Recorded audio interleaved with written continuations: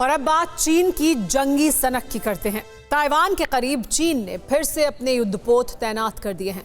Live fire drill के साथ ही चीन ने सैनिकों की तैनाती भी बढ़ा दी है। इस बीच TV9 भारतवर्ष की टीम ताइवान के उसी किनमेन द्वीप पर पहुंची जहां चीन सबसे पहले अटैक कर सकता है।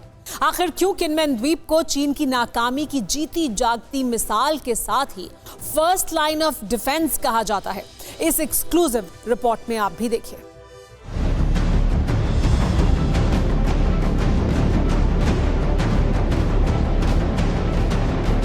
दूर तक फैला समंदर और टैंकों की कतार,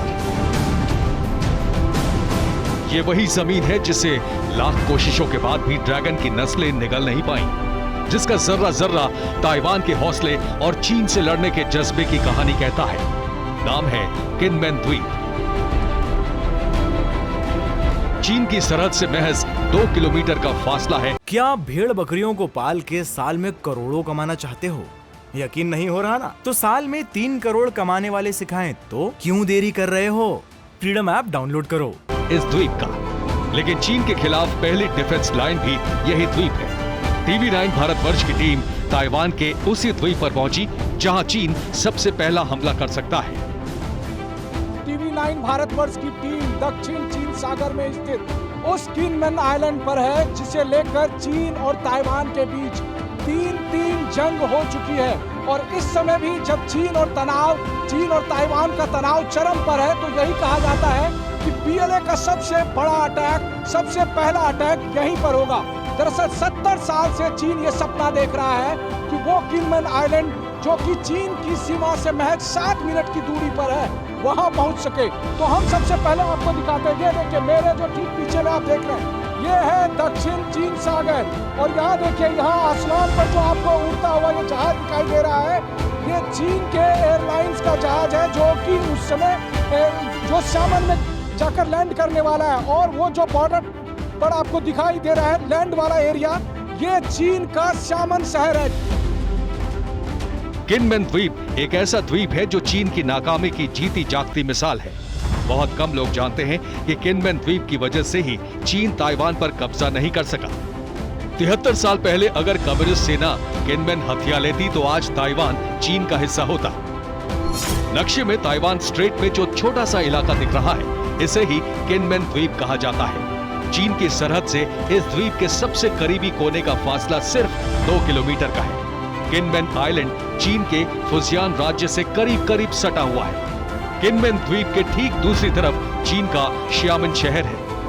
मेरे ठीक पीछे में चीन के प्रसिद्ध शहर शामन की बड़ी ऊंची बिल्डिंग कैमरे से साफ तौर पर दिखाई देती है।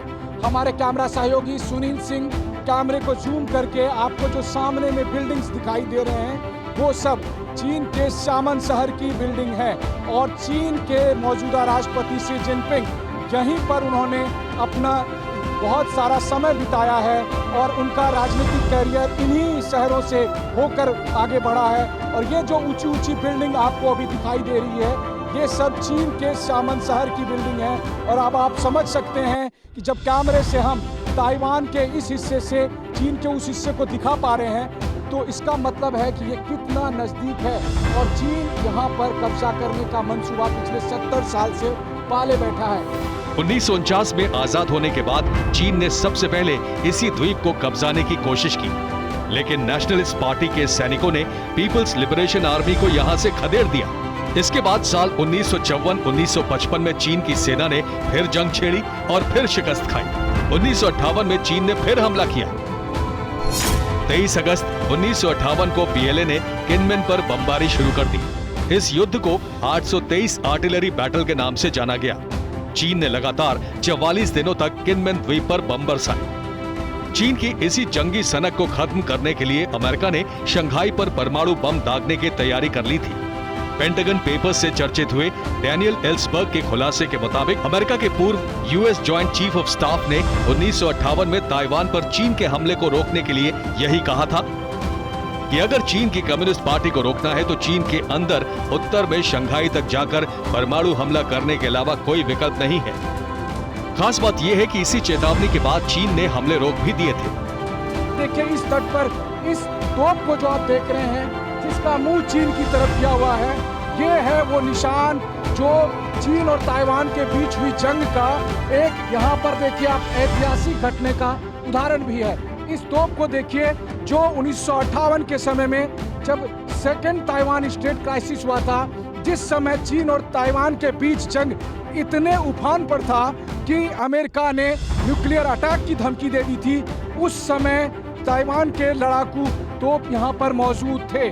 और इतना ही नहीं बल्कि हम आपको दिखाते हैं इस जगह से, आप जहाँ भी नजरें देंगे अलग अलग हिस्से पर आपको ताइवान के वॉरशिप मौजूद हैं जो कि लगातार यहाँ पर निगरानी भी कर रहे हैं और इन जगहों की रक्षा भी कर रहे हैं। ताइवान माओ के मुल्क के शातिरों को अच्छी तरह समझता है। ताइपे को पता है कि एक ना एक दिन चीन से लड़ना ही होगा, इसीलिए चीनियों को रोकने का मुकम्मल इंतजाम किया गया है। द्वीप के किनारों पर बड़ी बड़ी कीलें लगाई गई हैं। ये जो आप लोहे के मोटे मोटे लोहे के ये अपनी रक्षा के लिए ताइवान और अमेरिकी सैनिकों ने तब लगाए थे जब उन्हें अंदेशा था कि चीन के वॉरशिप जब आएंगे और जब उसके सैनिक उतरेंगे तो उस समय ये उसकी रक्षा करेगा। हालांकि अब इस पर जंग लग चुकी है, लेकिन इसके बावजूद चीन और अमेरिका की जो चीन और ताइवान के बीच जो तनाव है वो इस समय उफान पर है। और वैसी स्थिति में एक बार फिर इसी लोकेशन पर ताइवान और अमेरिका की नजरें हैं, क्योंकि उन्हें पता है कि चीन का सबसे पहला कदम इसी जगह पर कब्जे का होगा।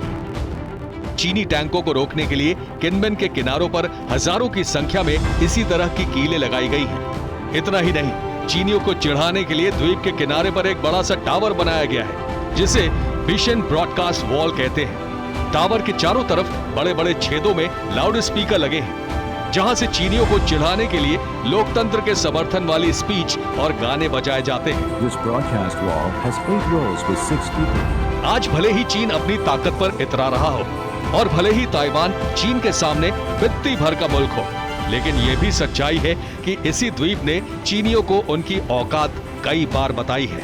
ये वो जगह है जो स्ट्रेटेजिक तौर पर ही नहीं बल्कि चीन के लिए मान सम्मान की बात है, लेकिन ताइवान इस पर इतनी मुस्तैदी के साथ सुरक्षा व्यवस्था के साथ खड़ा है कि चीन यहाँ हमला करने का अब दुस्साहस भी नहीं कर पाएगा। कैमरामैन सुनील सिंह के साथ Manish Jha, TV 9 Bharatvarsh, Kinmen island, दक्षिणी चीन सागर। क्या आप भेड़ बकरियों को पाल के साल में करोड़ों कमाना चाहते हो?